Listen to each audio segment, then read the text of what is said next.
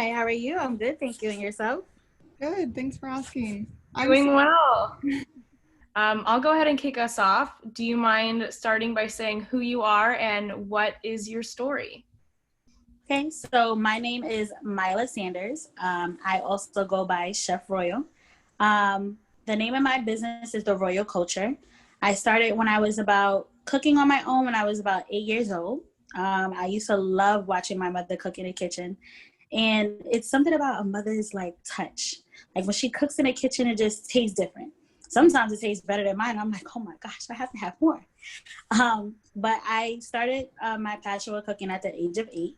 And since 2012, I've been working in a restaurant. I've been a manager for the last 7 years, off and on, in different locations and different brands. And that's a little bit about myself so far. Thank you for introducing yourself. What is your mission statement behind your business? So my mission statement behind my business is for the culture catering. And what that means is basically that we cook for every culture. It's not just one individual meal. It's not just American. It's not just Chinese. It's not just Asian. It's not just Peruvian food. It's whatever you want is what I'm going to make all of the time. And it's for different cultures. It's not just for one culture. It's not just Americanized food. I feel like in the city in New York, we have a lot of American restaurants, some Jamaican restaurants, some African, but it's not a restaurant that has a little bit of everything. And that's what I'm here for.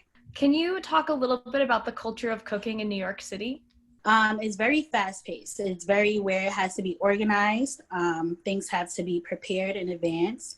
You want to make sure that you're looking at your numbers for what your clientele orders, your most popular dishes, things that are not as popular, so that you are not over prepping yourself and end up throwing things out to waste.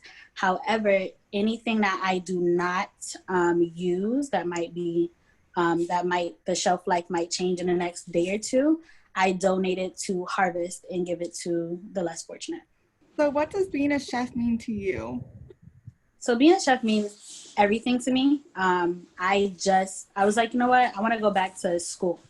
I want to go back to school because I want to open up my palate. I'm very, very picky. However, I know how to make everything. Like my hands are magical. I can make any and everything that you want me to make. But I'm going back to school to broaden out my palate, to also learn new skill sets, to make sure that I am more than just 100% ready for my clientele for any and every dish that they want to order with me. And who do you think has been your biggest inspiration? And this could be in cooking or just in life. So the first one is, of course, my mom, because she's been cooking for me for forever. And I still go over to her house. I'm like, can you please make me some home fries? Like, they taste so good. Like, please, can you make me some home fries? But my mother always, like, no matter what obstacles are thrown at her, she constantly keeps going and pushes forward in such a positive way. She's very optimistic about everything. She, like, something negative can happen or something will be, like, thrown off for the plans for the day, and she will make it work. And then the second person is one of my best friends. His name is Jonah Biddle. You guys might know him.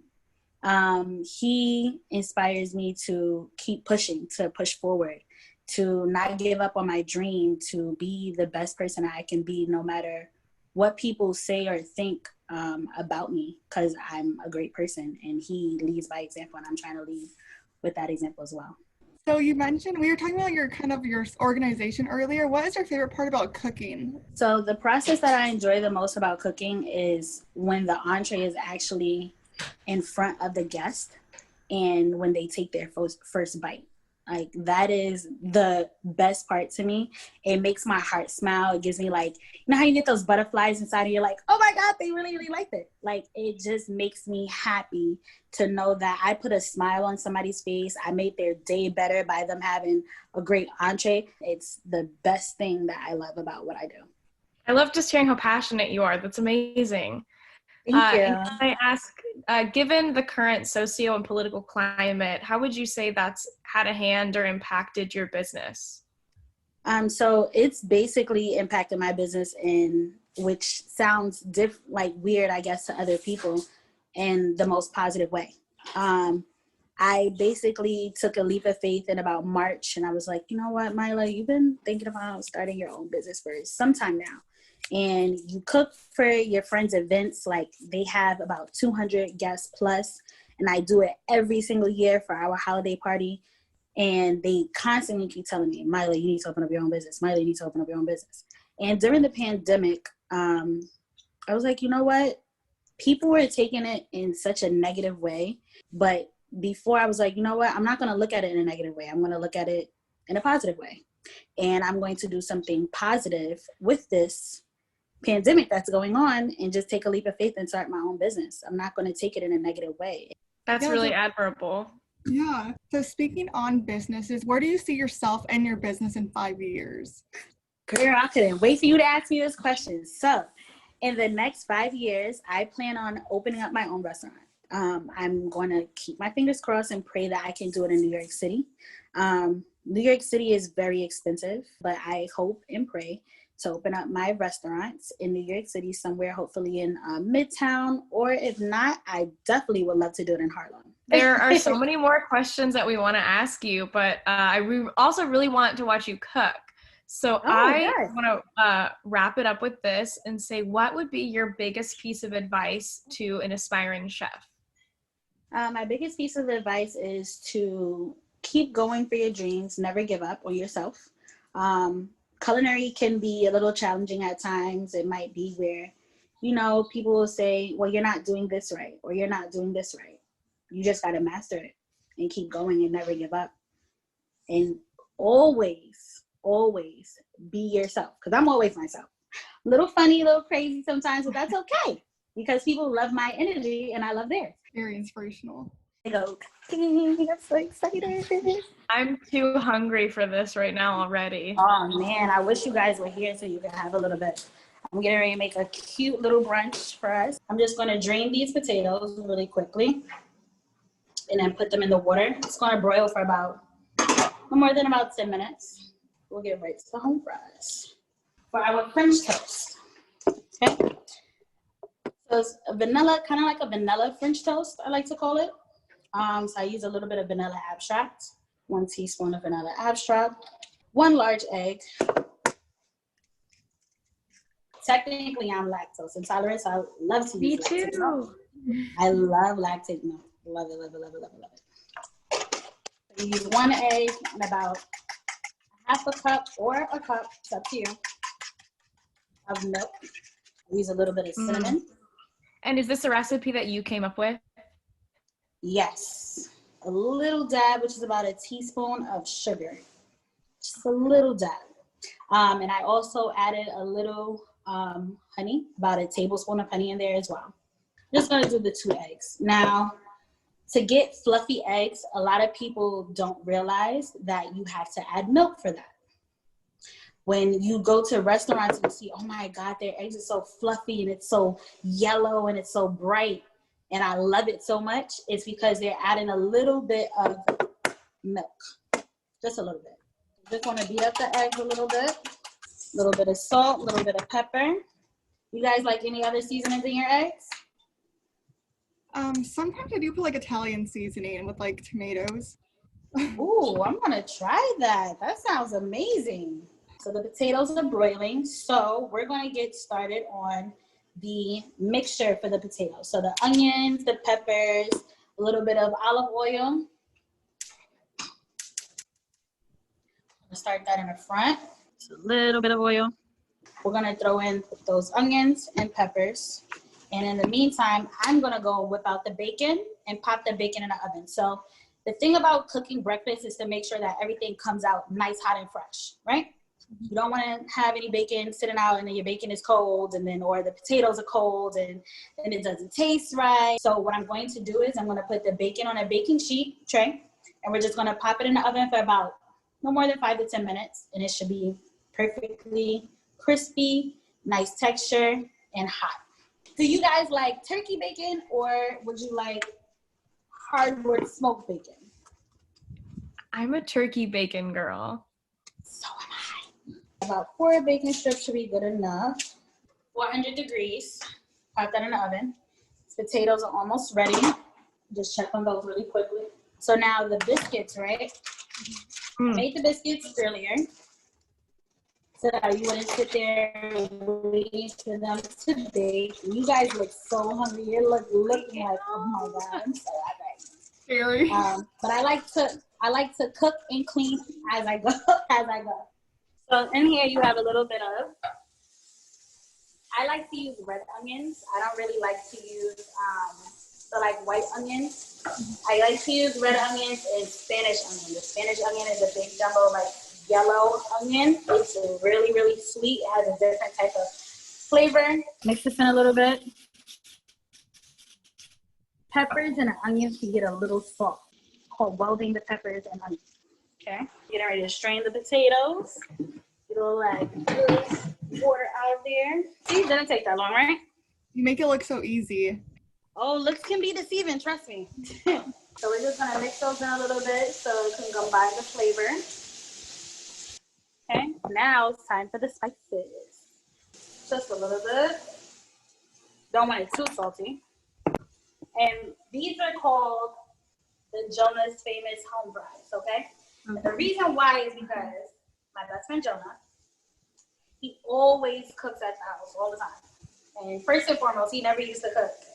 He would cook like maybe 2 or 3 things that he was comfortable with cooking. And now, after he has been working with me, he cooks a little bit of everything. A little bit of, this is called garlic gang. It's from Flavor Bangers. He's one of my favorite spice people to go to. I have nothing but all of his products in my cabinet. Like literally, I'm gonna show you in a minute. A little bit of garlic gang. Then use a little bit of basil to give it that fresh flavor. A little bit of garlic pepper and a little bit of onion powder after I finish with this pepper here.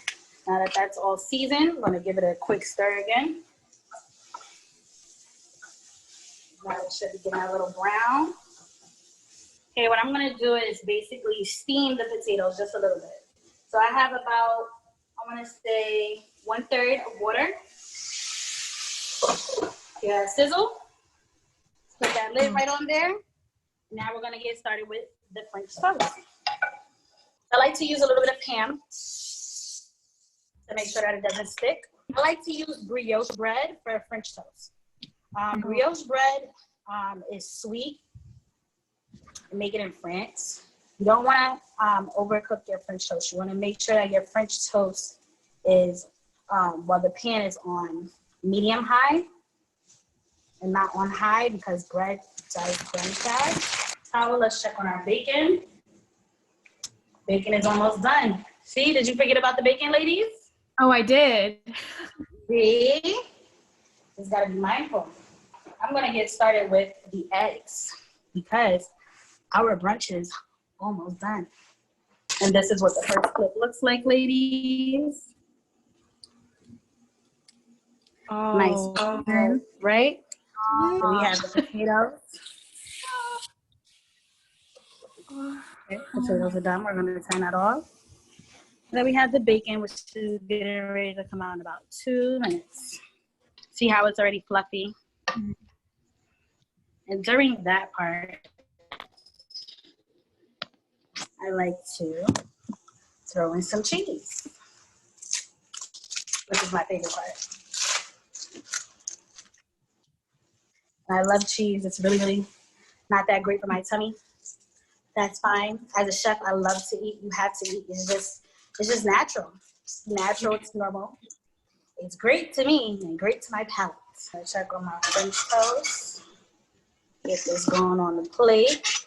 Let's grab the bacon.